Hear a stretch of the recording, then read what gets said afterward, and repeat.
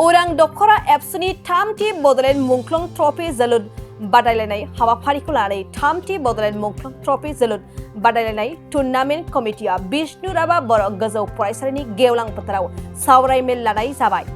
मख'नो गोनांदि दुलाराय बर' फरायसा आफादनि गोलाव सम बड'लेण्ड सोमावसारनाय समाव उरां दख'र एबसुननि सिङाव मुंख्लं जालांनाय गेदेमाजो बिथांमोननि मुंखौ बुहुम बिखायाव गुवारै फेहेरनाय फुवारनायनि नोजोरजों आरो बड'लेण्ड मुंख्लं गेदेमाजो बिथांमोननि मुंखौ अराय जुगामि खालामना लाखिनाय थांखिजों उरां दख'र एबसुआ बोसोरफ्रोमबो खुंबोबाय थानाय थामथि बड'लेण्ड मुंख्लं ट्रफी जोलुर बादायलायनाय हाबाफारिखौ देग्लायबो 24 सेप्तेम्बर खालारनिफ्राय खुंफुंनो थि खालामनाय जादों एबा बेखेवनाय हाबाफारिखौ जागायगोन होनना उरां दख'र एबसुनि आफादगिरि सोमाव दैमारि बिथाङा फोरमायदों।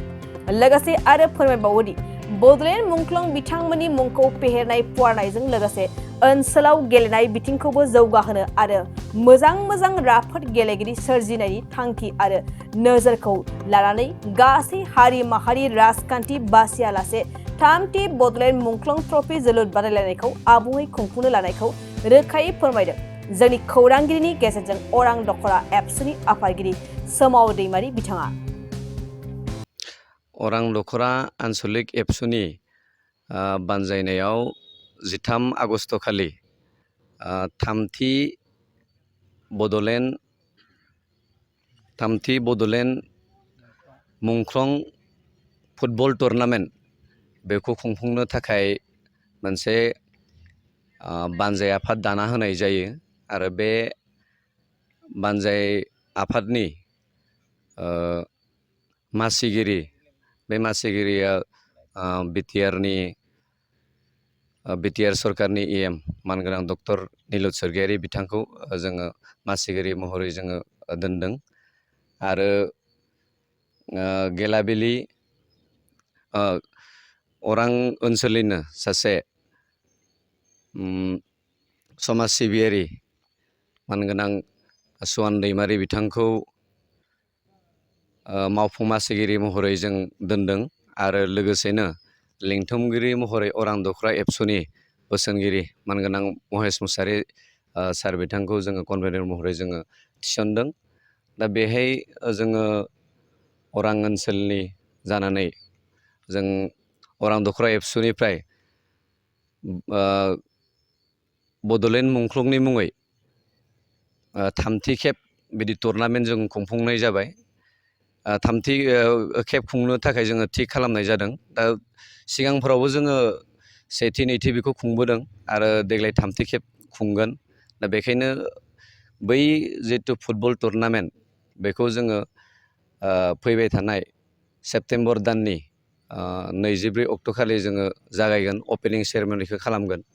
दा बेहाय जोङो बे टुर्नामेन्टखौ खुंफुंनायनि गुबै कारनानो जाबाय बड'लेण्ड आन्दलनाव अरां ओनसोलनिफ्रायबो गोबां माने आन्दलननि गेजेरजों मुंख्लं जालांनाय दङ। दा जाय बिथांमोना दिनै अरां ओनसोलनिफ्राय बड'लेण्ड आन्दलनाव मुंख्लं जालांबाय, बिथांमोननि मुंखौ सिगाङाव दोननानै जोङो बे टुर्नामेन्टखौ खुंफुंदों। माल्टियार टुर्नामेन्ट हिसाबै जोङो खुंनाया जों बोसोरथाम जाबाय। दा बेनि सिगाङावबो जोङो इन्टारभिलेज हिसाबै खुंदोंमोन, खिन्थु जों बेखौ एसे गुवार भाबै लांनो थाखाय सिन्था सरसा खालामनायनि गेजेरजों जोङो बेखौ थांनाय बोसोरावबो जोङो 10थासो फुटबल टीमखौ जों इनभाइटेसन खालामदोंमोन आरो देग्लायबो जोङो 10थासो टीमखौ जोङो इनभाइटेसन खालामगोन होननानै जोङो थि खालामदों एबा सावरायलायनाय जादों। दा बेखायनो जोङो जोंनि नैबे जिथु मोनसे थांखि आरो नोजोर बेखौ लानानै बे खेलाखौ जों होनाय जादों। बे खेलाया जाफुंगोन जों बेखौ मिजिंथिदों। जोंहा ओनसोलनिफ्राय गुबुन जाति जनगोष्ठि नि गेजेराव गोरोबलायनानै जोङो राजखान्थि माने फारागथि लायालाबासिनो जों बयजोंबो गोरोबलायनानै बे बड'लेण्ड मुंख्लं जिथु टुर्नामेन्ट बेखौ जोङो खुंनो नागिरदों आरो बेयावहा जोङो जोंनि ओनसोलाव गेलेनायनि मोनसे थासारिखौ जोङो बोरै लाबोनो हायो, जोंनि ओनसोलनिफ्राय गोजौ फारसे थांनानै फुटबल गेलेहैनो हानाय बेबायदि रोखोमनि गेलेगिरि जोंनि गेजेराव जोनोम जायो बा जोंनि गेजेराव ओंखारो बेखौनो थांखि लानानै अरां दख'र एबसुआ बोसोरफ्रोमबो बेबायदि रोखोमनि टुर्नामेन्टखौ होबोदों। दा देग्लायबो बेखौ थांखि लानानै जोङो बे टुर्नामेन्टखौ खुंनो थाखाय थि खालामनाय जादों। गोजोन्थों। चिराङाव सावस्रि सिबिथायनि थाखाय मोनसे मोजां फाहामथायनि राहाखौ लानानै फैदों एसटि क्लिनिकआ। आथिखालाव सुबुंनि देहायाव नुजाथिबाय थानाय डायबिटिस बेरामनि थाखाय मोजां फाहामथाय होयो एसटि क्लिनिकआ।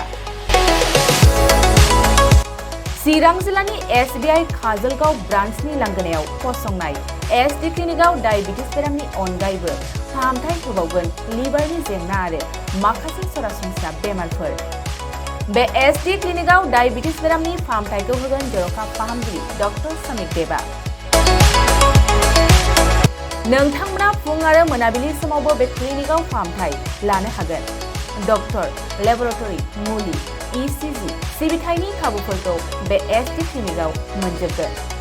जुदि एसटि क्लिनिकआव रायजो राजाफ्रा गाव गावनि देहायारि जेंनाखौ फाहामथाय लानोबा नैबे मबाइल नम्बर 7002293924 एबा 9954687236 आव थोंजों मुं थिसननो हागोन।